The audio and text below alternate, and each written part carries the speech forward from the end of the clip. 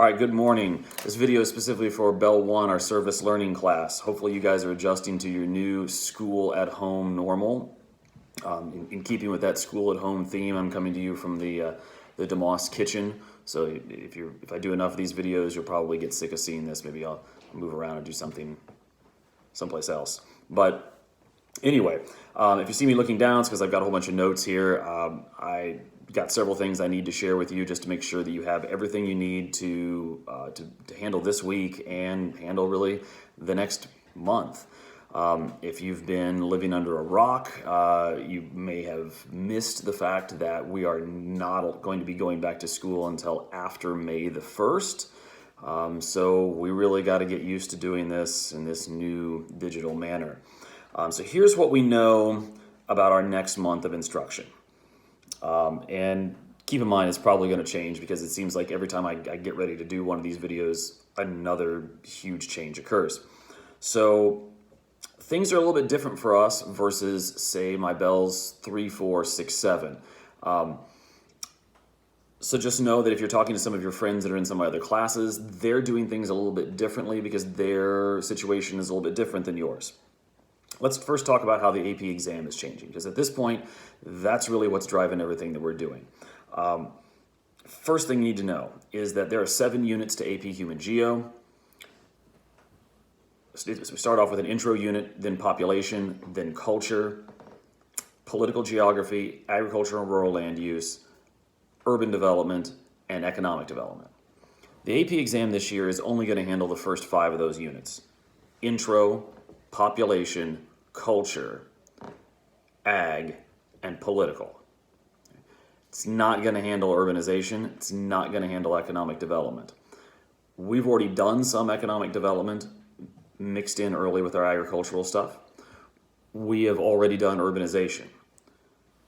The good news about this is that it means that you're going to end this class having a more well-rounded experience than about 90% of the kids in America. I know that's probably not something you're super excited about knowing for right now, but know that when you go off to college and you take those other geography classes or do whatever else it is you want with this content, you've actually had more of the class than most people will. And I think it's still going to help you on the AP exam because it's going to help you understand some of those questions. The AP exam is also going to change. And this is what we know of it so far. 45 minutes only. Only FRQs. No multiple choice. The exact number of FRQs, I've seen 3 from a couple of different forums, but I've also seen some question marks as to whether or not that's the case. I feel pretty strongly it's going to be 3 and 45 minutes.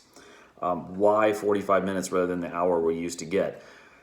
There's some serious concerns about test security. If you're thinking, well, I'm going to do this test from home, I'm going to do it online, I'll be able to look stuff up and talk to my friends. There's a lot of decisions being made now to change this test format so that while you are doing it online and it is FRQ and you do have 45 minutes, that there will be things put in place so that you don't have the opportunity to go and look up every answer and you don't have the opportunity to work with friends. I would expect probably a couple of different formats, a couple of different sets of questions so that you and your friends don't have the same exam. I would expect that there may also be some software that you have to download that your equipment has to be compatible with. College Board's looking at creating a scenario where you could take the exam on your phone because there may be limited access. So I'm not exactly certain what this is going to look like, and I don't think the College Board is 100% certain how it's going to look. But FRQs only, units 1 through 5 only. Okay, now here's where this is a little bit tricky for us. One of the units that's going to be on the test is cultural geography. We didn't finish cultural geography before we left for the, call it break, homeschooling, whatever you want to call this. So we have to finish that up. Another unit is political geography. Again, we didn't get to that yet either. Because of moving things around for the service learning project, those are units that usually get done towards the end of the year. So we have to finish those and do them very well before you're going to be ready for this exam and do the review. We can do it. I've laid out the time frame. It's a very manageable thing. It's not going to have to be something that you lose sleep over or get stressed about. So don't have those worries. But you do need to pay attention. You do need to stay on top of things. I'm a big believer in do a little geography every day. Not a lot. Do a little, okay? I'm going to give you bigger chunk assignments. You break them down as you need to do them.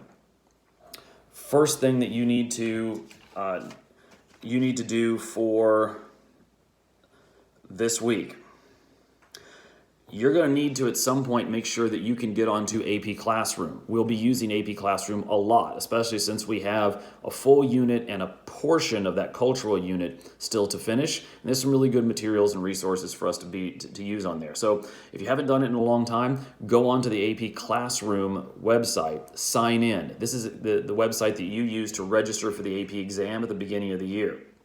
You may not have been on there since then. When you go to the AP Classroom website, you'll need to use your login and you'll need to use your password. There are tabs there for if you forgot your login and if you forgot your password. So you can use those. Or you can go through some of your older emails. The school sends you information on how to log in and do all of that stuff. So please make sure that you go on there and are set to do that, because beginning next week, we're going to use AP Classroom a bunch. Okay, so this is video 1, just to kind of get you on the same page with everybody else and for me to check in with you. Video 2 is the one that I promised you that we would be working towards yesterday. Those of you who sent me questions about wanting an explanation for one of the test answers, I've been putting together a list of that. I'll do a video here shortly that explains those test questions. Try to keep it brief and quick. So be on the lookout for that particular video. Thank you to everybody who emailed those questions in. And yes, I will get to your emails. Yesterday, the district email went down, so did Schoology. So these are the problems with distance learning right now. We're going to make it work. We're not going to have everything has to be done one single day at a time, deadlines that are really rigid. We're going to have a lot of flexibility for you and whatever your technology situation is. You need to, this week, read Chapter 7 in your textbook. Chapter 7 deals with religion. Don't read the whole thing all at one time. 8 to 10 pages, then stop. Preferably stop at a place where there's a heading or a break in the reading so that it makes sense. But read no more than 8 to 10 pages, then put it aside. But I do want you to have that done by the end of this week. That's sort of a base level info on what geography of religion's about. Tomorrow I'm going to post part of the slideshow that you would see for this particular unit. I'm going to trim it down, use only the pieces that we really need to have, that sort of stuff. I'll put it as a PDF so it should be easy for you to open. There's also a second slideshow on religious conflict. I'll do a brief explanation on that, and I'll put the slideshow out there for you. That's meant to be background information to help you out. Expect that because we're only testing over 5 units, that there's going to be a lot of identify the country, identify the region, really hammering home those intro map reading geography skills. So having things like knowing where religious conflicts are in the world, that's going to be a big deal. All right, so here's our plan. This week we're going to handle the geography of religion stuff. We're going to knock it all out basically in 1 week. Next week, we're going to do political geography. We're going to be able to do it pretty quickly because we're going to use the AP Classroom stuff to help support that. And they've got some good videos, some great review questions. That's going to be next week. Then after that, we're going to begin the exam review, which that'll leave us with basically like 3.5 units of review to do. And that'll be done a lot through AP Classroom, as well as some support materials that I'll put out there for you. I'm very confident in your abilities to do well in this exam. You guys have prepared well all year. You've been a really, really good class. You're extremely talented.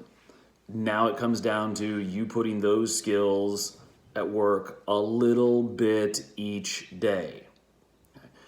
Don't get overwhelmed by this. We're not going to try to give you too much information. Keep that stress level down. Do the geography Monday through Friday. Don't do the geography on the weekends. Do your schoolwork during the week. Have your weekend to do something else. Good luck. I'll catch you on another video.